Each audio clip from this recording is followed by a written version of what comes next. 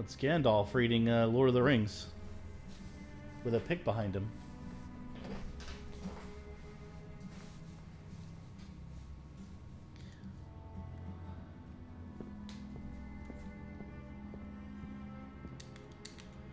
All right, those are very nice. Why would you, if someone had this collection of paintings, you'd say it's obviously a cult? Next time I want to go to like an antique store, oh, this is a nice collection of paintings you got here. So, what cult are you a member of exactly? Because I noticed you've got pictures of Renaissance paintings, and I assume that means you're in a cult, right? Right? Am I right? Dizak, the demon of vengeance, also known as the Lord of Darkness. It's not clear what Dizak came from. Some scriptures mention he was a fallen angel, others say he was created in Avernus. Avernus, the infernal regions, the lower world. Thank you for clarifying that with the parentheses. I appreciate that. He was always attracted by injustices. Yeah. You know what? I show up at any place where there's injustices also. Particularly by the death of innocents.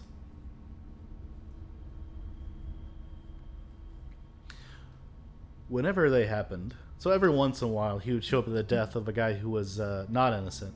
He died, you know, he's not innocent, but I'm still going to show up. But I'm only going to do one every once in a while. Only one every once in a while. The rest of the people, I'm showing up only when it's an innocent dying. And there's an injustice involved. Dizak took great pleasure in punishing the guilty, slowly playing with their emotions while trapping them in an enclosed area.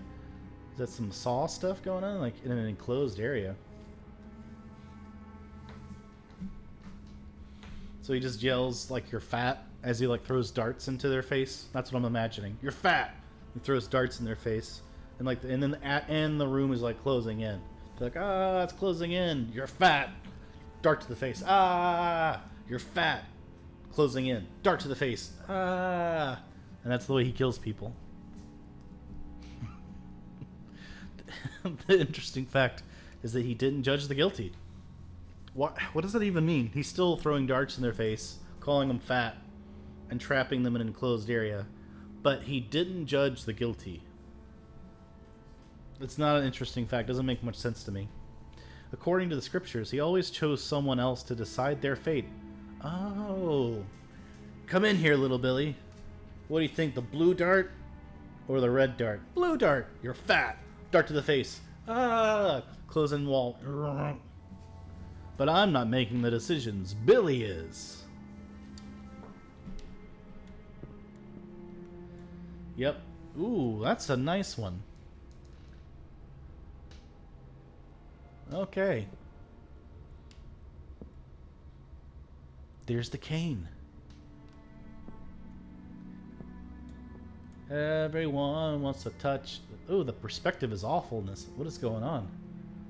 It looks like a top-down sort of from the person like laying, but then everyone else's perspective is all jacked up.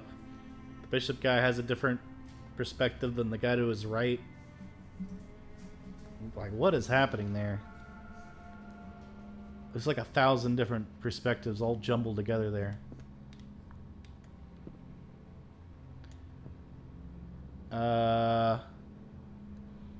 Yeah, I'm interested in what's happening here.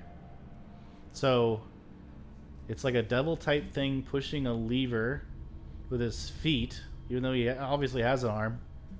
And it's pushing a stone like paintbrush tip into a woman's stomach, like right below her breasts. But he can't really press with it. You have to be lifting. So he has to be lifting with his little talons to have it jab down into. Anyway, okay. Moving on. What else we got here?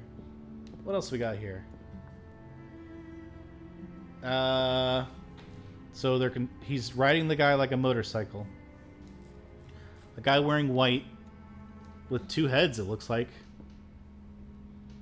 Or his head is really weird, but it looks like a guy with two heads. He put motorcycle handles in this person's shoulder blades in the back, and he kind of like runs around town going as the guy's like, ah, help me, someone help me, ah, and just like runs around town like that. That's what I see going on there. I don't know about you guys. What's next? I'm gonna go through all of these. All right. We got devils climbing out of a hell pit or something.